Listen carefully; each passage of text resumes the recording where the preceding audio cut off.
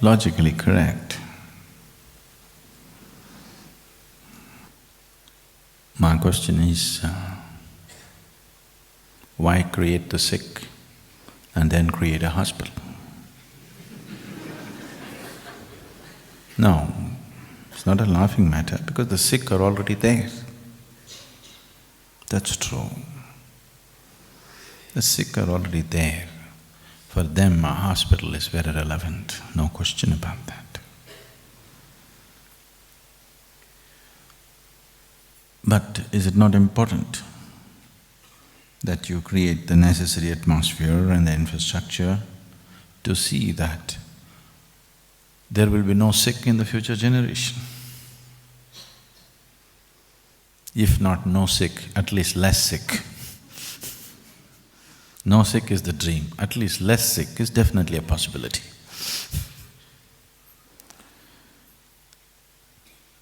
If you build or invest too much in too many hospitals, you'll pray that everybody is sick. Because you put in so much money and so much effort into that. If we build too much medical infrastructure, we will be sitting and waiting, when will people fall sick? If you're an undertaker, what is your hope? Every day let at least one person die, isn't it? In your area. Definitely you're not planning to go out of business. Definitely you're not. Does it mean to say we should not have an undertaker's business? No, we need it because people do die.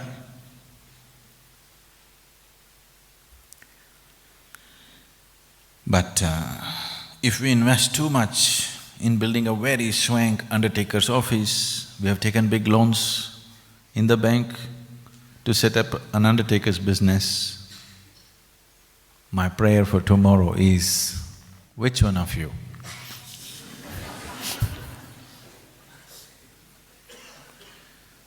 If you've set up a simple business, it's okay.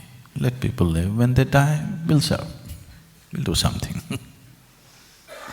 Similarly, for the sick, it should be. When people fall sick, we must have something to back it up and take care of those people. But if you build enormous infrastructure which to cater to the sick, then after some time, if there are no sick, you will not like it. You will wish for it. Somebody was arguing with me some time ago, a very religious person. The only way to go to heaven is we must serve the suffering people.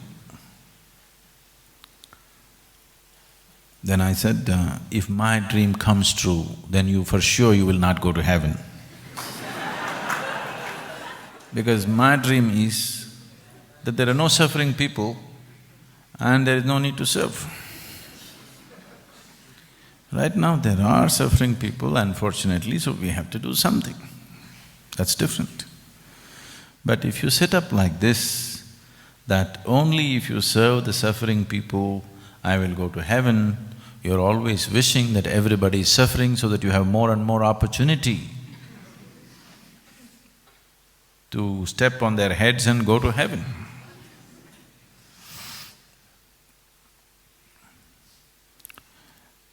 First of all, you are so eager to go to heaven because you yourself must be a suffering human being. If you are an ecstatic human being, you wouldn't be thinking of going to heaven. If such a thing is there and if you end up there, it's okay. If such a place exists and you happen to end up there, it's okay. If you end up in the other place also, it's okay, because you are anyway not a suffering human being. So this struggle, that wherever you go, always that which people logically understand as useful is always held as the highest. is a huge baggage that humanity is carrying, which will not allow them to flower into their consciousness, which ultimately is the only solution for human well-being. That solution will not come our way if we keep on idealizing things that we do to patch up life. Somebody is sick, we attend to him, it's just a patch-up job. He should not be sick, that's the idea, isn't it? If nobody is sick, then no patching up needed. If there are no disasters, there's no need for service, isn't it? Always people get caught up in the problems that exist right now.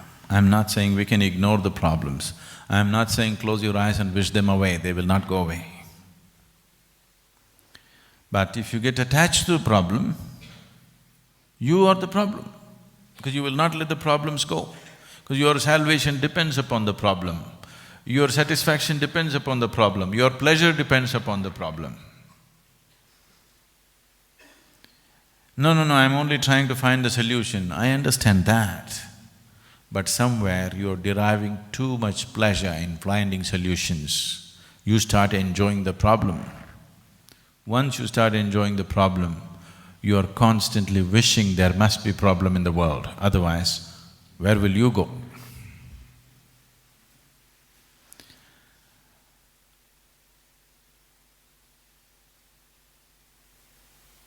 What is needed is not small solutions for every problem. Yes, when somebody is in trouble, when somebody is moved into a corner, pulling him out becomes an important part of the work, a relevant part of the work, but that's not the real thing to do.